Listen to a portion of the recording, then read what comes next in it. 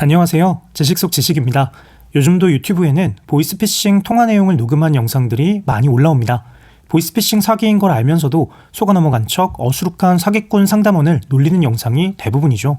실제로 발음이 너무 어눌해서 외국인인 게 바로 티가 난다거나 링크로 보내온 인터넷 사이트에는 맞춤법에 어긋난 표기가 넘쳐나는 등 허점이 바로 눈에 띄는 경우도 많습니다.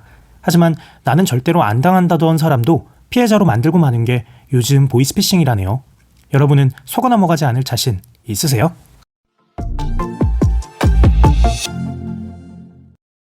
보이스피싱에서 피싱이란 개인정보와 낚시를 뜻하는 영어 단어를 결합한 말로 문자 그대로 신용카드나 계좌 정보 등을 교묘하게 알아내는 범죄를 말합니다. 보이스피싱이 처음 세상에 등장한 건 2004년 일본이라는 설이 유력합니다. 당시 일본에서는 보이스피싱이라는 표현 대신 오래오래 사기라고 불렀는데 다짜고짜 전화를 걸어 오래다 오래, 즉 나야 나라고 말하면서 가족인 것처럼 속이고 사고 합의금을 바로 송금해달라는 방식으로 사기를 쳤기 때문입니다. 귀가 어두운 노인들을 상대로만 먹히는 거 아니냐고요? 그렇지 않습니다. 최초의 보이스피싱이 2006년 5월 우리나라에서 보고된 이래 보이스피싱 사기 피해는 지속적으로 증가해왔고 지난해 기준 보이스피싱 피해자는 하루에만 무려 60여 명에 달하며 피해액은 하루 평균 17억 원이 넘습니다. 좀 더 구체적으로 볼까요? 2021년 경찰청이 발표한 보이스피싱 발생 건수와 피해 금액은 다음과 같습니다. 2020년 발생 건수가 소폭 줄었던 적은 있지만 2017년부터 2021년까지 무려 총 15만 8,721건의 보이스피싱 범죄가 발생했으며 피해 금액은 2017년 2,470억 원에서 2021년 7,744억 원으로 큰 폭으로 상승한 걸 확인할 수 있습니다. 전문가들은 현재 연간 피해액이 7천억 원을 돌파한 보이스피싱에 적극적으로 대응하지 못할 경우 피해액 1조 원 시대가 열리는 것도 멀지 않았다고 말합니다. 최초의 전화 사기는 비교적 단순했습니다.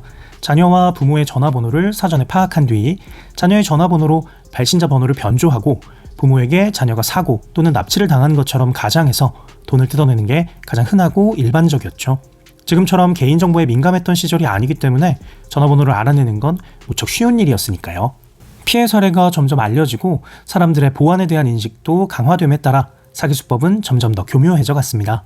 경계심을 허물기 위해 메신저를 통해 지인을 사칭하여 송금을 요구하고 금융회사, 심지어 금융감독원에서 보내는 공지사항인 것처럼 문자 메시지를 발송하여 피싱 사이트로 유도 후 금융거래 정보를 입력하게 한 뒤 피해자 명의로 대출받는 고도의 방식도 등장하게 된 거죠. 금융감독원은 보이스피싱 지킴이 홈페이지에 보이스피싱의 주요 유형을 10가지로 나눠 설명하고 있습니다.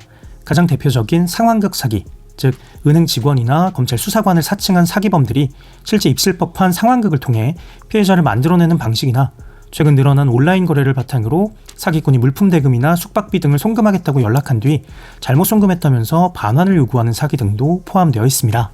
보이스피싱이 얼마나 대중화되었는지 2007년에는 한 지방법원의 법원장이 보이스피싱 사기에 넘어가 6천만 원을 송금했던 사례가 있고 2022년에는 유명 아이돌 그룹 출신 연기자가 보이스피싱 범행에 가담했다며 자수하기도 했어요.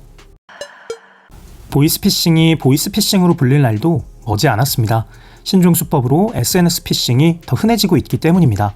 카카오톡이나 인스타그램과 같은 SNS를 활용할 경우 사기꾼들은 먹잇감의 개인정보는 물론 지인 등과의 관계 등 사회관계까지 쉽게 파악할 수 있기 때문에 피해자를 속이기 훨씬 수월하거든요. 금융감독원이 공개한 자료에 따르면 2018년 전체 피해 금액 중 SNS 피싱이 차지하는 비중은 4.9%에 불과했는데 2020년에는 그 비중이 15.9%로 크게 상승한 걸 확인할 수 있습니다. 뿐만 아닙니다. 전문가들은 딥페이크를 활용한 피싱을 우려하고 있는데요. 딥페이크란 특정 인물의 음성이나 얼굴 등을 편집하고 합성하는 기술입니다.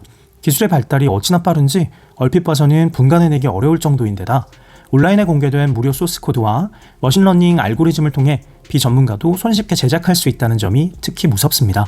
기술이 좀 더 대중화되고 사기꾼들이 마음먹고 이 기술을 악용한다면 수많은 피해자가 발생할지도 몰라요. 특히 메신저 피싱의 피해자 연령 분포가 상대적으로 새로운 매체에 익숙하지 못한 50대 43.3%, 60대 42.5%로 전체 피해의 85%가 넘는다는 점을 감안하면 고령층을 대상으로 한 딥페이크 범죄를 사전에 적극적으로 예방할 필요가 크죠. 실제로 2019년 3월 독일에서 딥페이크 기술을 사용한 첫 사기 사건이 보도됐습니다. 사기꾼이 영국의 기업 계열사 중 자회사 대표에게 딥페이크로 위조한 모회사 대표의 목소리로 전화를 걸어 22만 유로를 송금하라고 요구했던 건데요. 피해자는 22만 유로를 송금한 뒤 사기꾼이 추가 송금을 요청하자 그제서야 사기라는 사실을 알아챘다고 합니다. 조작된 목소리는 물론 억양까지도 똑같아서 사기라는 의심을 못했다고 하네요.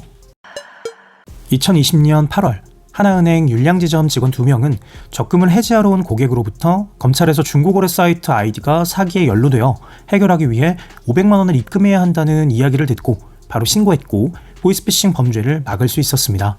이외에도 금융기관 직원들의 기지로 보이스피싱을 막아낸 사례가 무척 많습니다.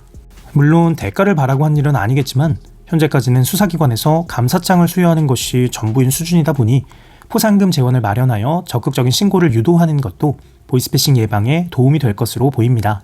나날이 범죄 수법이 진화되고 있으므로 잘 짜여진 민관 협력 체계를 구축할 필요가 있으니까요. 여기에 더해 전문가들은 사기 범죄자들에게 철저한 손해배상 책임을 규정해야 한다고 말합니다. 미국 의회는 2008년 신원사기 집행 및 원상복구법을 제정하여 피싱 범죄자가 피해자에게 피싱 피해를 입기 전 상태로 원상복구하도록 하는 책임을 부과하도록 했는데 여기에는 금전적인 피해뿐만 아니라 피해자가 피해를 개선하기 위해 사용한 시간의 금전적 가치까지 배상하도록 엄격하게 규정했습니다. 가뜩이나 사기죄에 대한 형량이 낮은 것으로 평가받는 우리나라에서도 주목할 만한 내용입니다. 이 밖에도 취약계층에 대한 교육을 강화하고 100만 원 이상을 송금하면 ATM에서 30분간은 돈을 인출할 수 없게 하는 지연 인출 제도의 의무화, 진화하는 범죄 수법에 선제적으로 대응하기 위한 범정부적 대응체계 구축과 같은 요청이 이어지고 있습니다. 강남 한복판에 정장을 입은 사람 가운데 절반이 사기꾼, 나머지 절반은 그 사기꾼들의 잠재적 피해자라는 우스갯소리가 마냥 농담으로만 들리지는 않습니다. 사기 공화국이라는 오명, 대한민국에서 더 이상은 통용되지 않기를 바랍니다.